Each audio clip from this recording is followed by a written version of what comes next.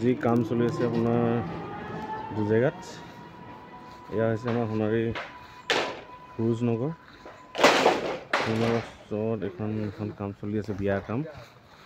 এইটো হ'ল এইটো খোৱা ঘৰ, যথেষ্ট ডাঙৰ হ'ব। এতিয়া তিৰপালৰ কামটো হৈছে, কাইলৈৰ পৰা কাপোৰ মৰা আৰম্ভ কৰিম। বিয়া আছে 28-29। আমি যিমান পাৰোঁ আগতে উলিয়াই দিবলৈ চেষ্টা কৰিম। কেইবাখনো বিয়া চলি আছে ইতিমধ্যে। আপোনাৰ খোৱা ঘৰ যথেষ্ট ডাঙৰ হৈছে। খোৱা ঘৰটো একেলগতে প্ৰায় বুফে হয়, বুফে চিষ্টেম খানাই হ'ব।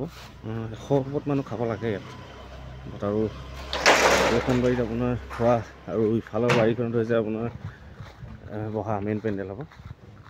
এইটো যথেষ্ট হাইট হৈছে। এই আমাৰ কাম বাঁহ পেলাইছোঁ আজি, আছোঁ। আৰু ইফালে হ'ল আপোনাৰ বহা পেণ্ডেলটো, মেইন ঘৰ পেণ্ডেলটো ইয়াত লাগি আছে।